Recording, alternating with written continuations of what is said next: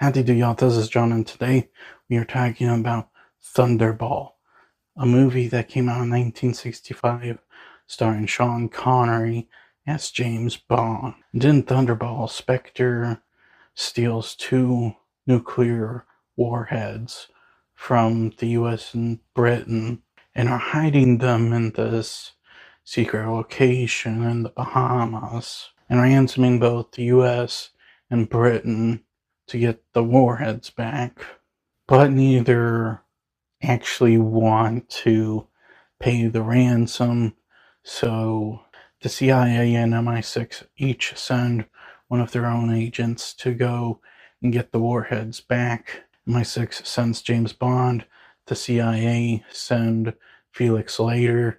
The two are, friends at this point, and they decide to go and find warheads together. And thus we have a movie. Now, to get things started, first and foremost, what I like about the movie is set in arguably one of the most iconic Bond locations, the Bahamas. Almost every Bond at some point goes to the Bahamas now. This is a tradition that started officially with Thunderball. And honestly, they do make great use of the Bahamas. The Bahamas are a beautiful location, great place to visit and be a tourist in, or at least so I've been told. I've personally never been there. I do have a couple of friends who got a chance to go to the Bahamas, and they loved it. As for me, I've never been, but, some of the pictures, the videos I've seen of the Bahamas, it looks gorgeous. And like I said, they made great use of this location, not only with, how to approach many of Bond's traps and investigations, some of the combat scenes, and also just like with the previous three movies, Sean Connery does a good job as James Bond. At this point, he's very used to the role, and that is both a positive and a negative. Positive because he knows what to do.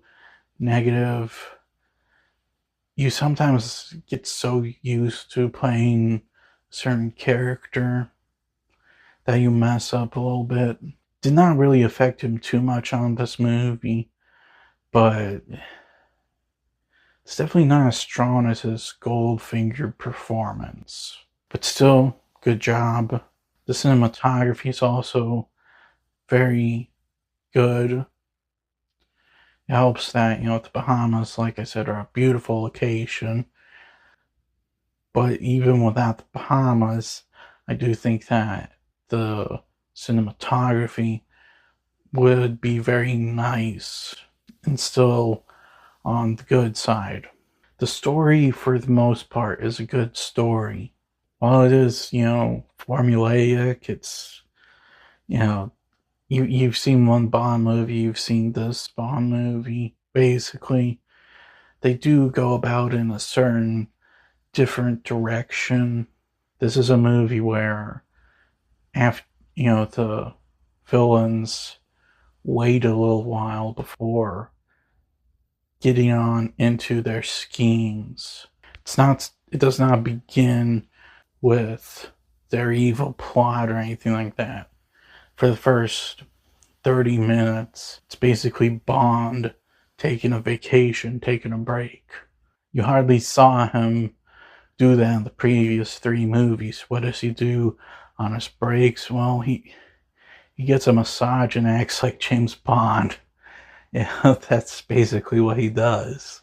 However, that is also kind of a double-edged sword, because while it's different, it's also kind of lagging at times.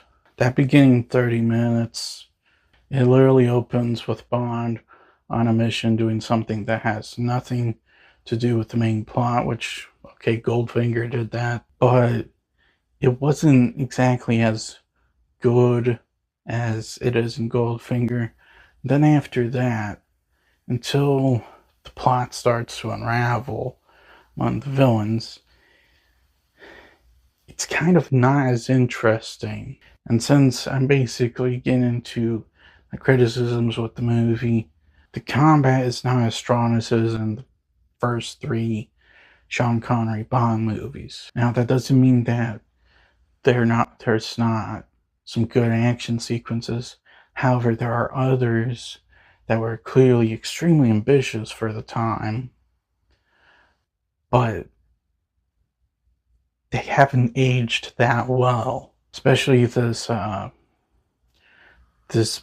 basically battle between these, I think they were Navy SEALs and the villain's henchmen. It's all underwater, and you can make that good and intense, but this kind of looked like an underwater dance, and it was very hard to tell who was winning, who was losing.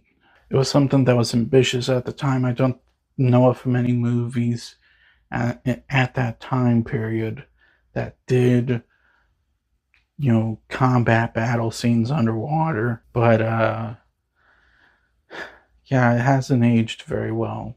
And also, the main villain of the movie, I can't even remember his name, which kind of tells you what kind of impact he left on me. But he wasn't good. He kind of felt like a mixture of Goldfinger and one of the later villains in the series, Blofeld, but not as interesting as either one or as diabolical. He steals 2 nuclear warheads, threatens to bomb 2 cities, which that is horrible.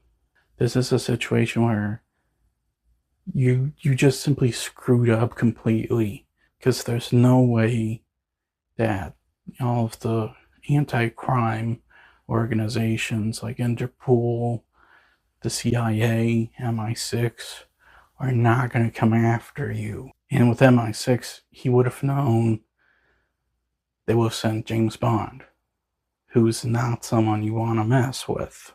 The guy just simply comes across as an idiot. He has a pool of sharks. What if he accidentally fell in them? Yes, I know why he actually uses them, but what if you slip and fall in that pool? So guys, at the end of the day, Thunderball, I like it, but it's not as strong as the first 3 movies. It's a good movie. It's definitely worth watching, especially if you're a Bond fan. But as far as is it anything great or special, I would say no. It's better than the next 2 movies, though, I'll tell you that. I'm gonna give Thunderball a 7. Well, guys, only 2 more movies left before, I'm done talking about the Sean Connery Bond movies. After that, 007 First Light. I'm looking forward to playing this game. I do have some concerns with it, but I am looking forward to it, and I'll let you guys know what I think about it if and when I ever finish it. Well, that's all the time I have for today. Please look forward to more videos real soon. Please hit the like button if you enjoyed this video. Please also subscribe if you're new to the channel. Please don't forget, I also have a secondary channel where I do gaming content. Please go check it out. As per usual, please remember, the Podetsky will return.